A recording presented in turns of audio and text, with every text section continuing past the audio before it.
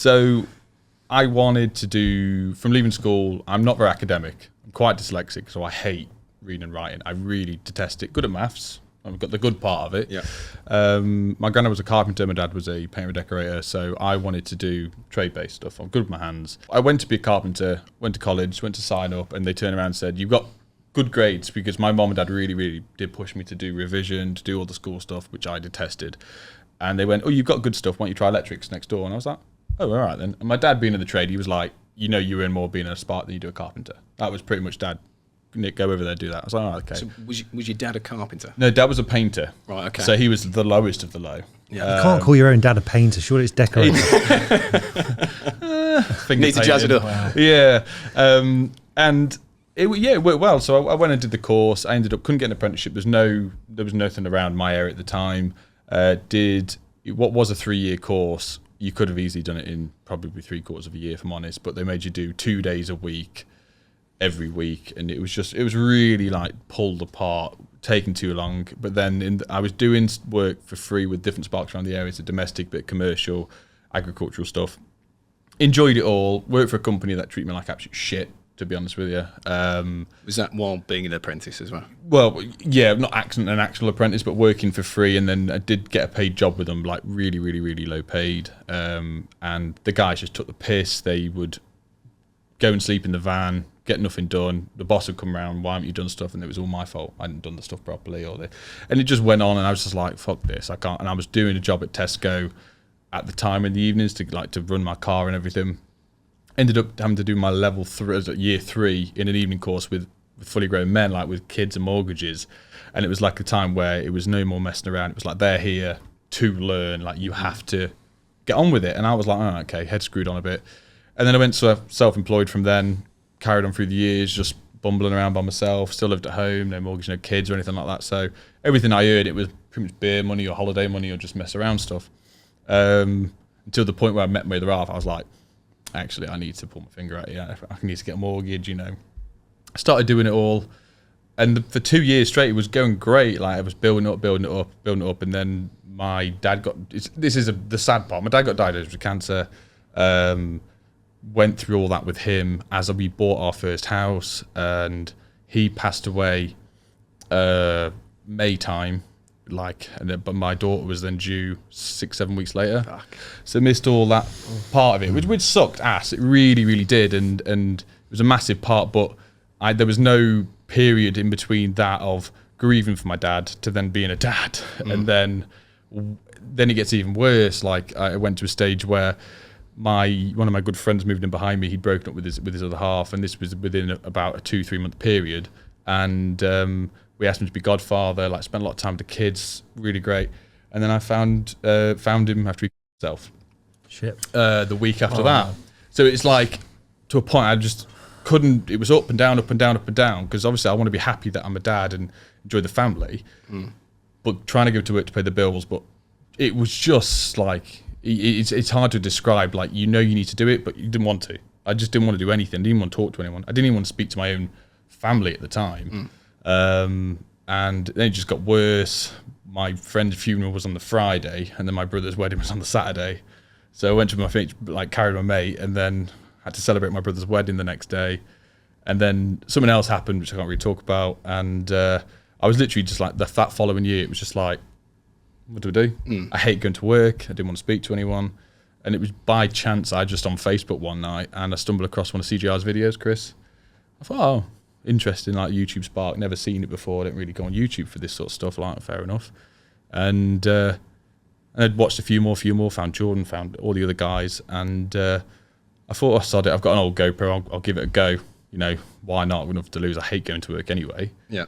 And instantly, from the first time I did a video, I was like, I really enjoyed that. And then the next time I was looking at getting a new product to try out, or this and that, and experimenting. It literally led into me absolutely loving going to work, loving what I'm doing. YouTube then appeared out of nowhere. I then got an apprentice, and then it led to all of this as we speak now. That all happened. Like, my dad died 4 years ago, to the point now I've never been as happy. Got kids, other half, mortgage, work, apprentice, everything's going great. So from such a horrible place to the best I've ever been, it's ridiculous, really. I mean, do you think, for me, because listening to that story, Do you think that's the reason why you have that connection with Adam? Yeah. Because you were mistreated. Because I know Adam anyway. So Adam, we've been family friends for years and years and years. Adam's the apprentice, by the way. Yeah, sorry, to everyone listening. Yeah, if the people know who I am, they know who Adam is. Yeah. But when he jumped on board, I just treated him like I wanted to be treated. Yeah. As from day one. You hear so many stories of that. I mean, your experience when you started was a good one, but the amount of people that I hear where apprentices are sort of like, just discarded, or they're just they're not respected, are they? They're not shown how to do the job. They're just given menial tasks to make the other guy's day go faster, so he can get home. Yeah, push this, get this from the van, stir this. Which is not what you want when you're an apprentice. You want to learn as fast as possible, which you can't do when people just tell you to fetch stuff and taking the piss out of you. So why you two are both tradies? Why do you think that still happens now? Because like for me, everybody that comes to work at our place, I want people to feel. That's because you're the boss. But if you're working for a firm and the guy who's training you isn't the gaffer, all he wants to do is get to work, get done, get paid, and go home. He don't care about the company, growing the company. He just wants to get his money and go home. If you're working for a one-man band, then the boss is more invested in you because he needs you to earn him money. Yeah. So for a small one-man band firm, it's great. But if you're in a company, it's different scenario. Completely different. Yeah, because a lot of the lads where, I can't speak for everyone, but for bigger firms, like you say, that you work for a guy with 50 electricians and the apprentice comes on board, and a guy who's in his 50s then gets lumbered with an apprentice. He looks at it as like whatever, I just want to go to work and work done. And it's literally just get stuff to and from the van, and that's it. But with us guys, I appreciate Adam, he appreciates me. Like, I want to show him how to do stuff and to learn, and it's little proud moments when he does stuff, and I can sit back and go, I taught him that. And he's come on leaps and bounds, but it's difficult in different businesses, really. I don't know why you'd have an apprentice and not want to transfer some of that knowledge, especially if you're 50. You're getting to the end of sort of a career. For me personally, I'd want to sort of transfer some of that knowledge. I feel exactly the same. It totally baffles me. And then when I see it, and there's also kind of like, again, I'm kind of like a spectator on it. Like, I'm not in the trade, but it's kind of like a bravado about it as well, which I just find really weird. Yeah. Like, you see some of these channels like making fun of it, and I personally don't really get it. Do you find it as well with when we found, I think this is all before YouTube, but if you found a very cool way to fit a boiler back in the day, and you could do it in a quick way and a nice way, guys would keep them to themselves. But nowadays, if we find any tips and tricks, it's shared throughout everyone, so we can tell people you can do this better and do this better. But back in the day, it was you're the competition to the guy who lives next door or in your area. But like with the apprentices, a lot of lads never told him everything. It's like, I'd tell him everything. I give him my iPad, he goes through Traderify, he goes through how he knows how much jobs are, how to price jobs. Like, he will at one day probably be my competitor around the area. And that doesn't bother me because your own worth, your people around your area become your customers because of you.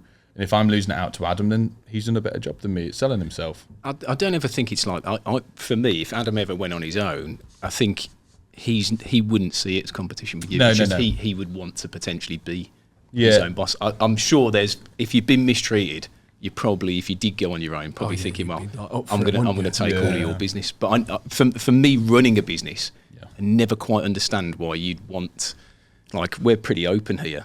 We tell everything to the staff. This is what the target is. This is what we've done. These are the best sellers. Like, Nathan's got access to certain things. So's Jack. It's quite open here. Yeah. Considering you just ran around with 2 balloons up your top and a wig on, I believe what you're saying, mate. What I found is before I started doing social media, if you went into the plumbers merchants, wouldn't talk to anybody. Talk to the people who work there, but other plumbers standing around, you probably just nod your head. Yeah. But now I talk to them. They see my social media. I work with them. Do you find it strange as well? Because before I started social media, especially, like you say, you would nod at them. That's about it. But a lot of the guys around my area being sparks. In Stafford, we probably have about 20 sparks, really, in a town, which isn't a massive amount, but it's a good enough where there's enough work for everyone. But they would walk in and go, all right. And it's competition. It's literally, they almost look at you like, you're my enemy. You're taking money away from my family. Yeah. Almost. As soon as I started social media, everyone wants to be my friend.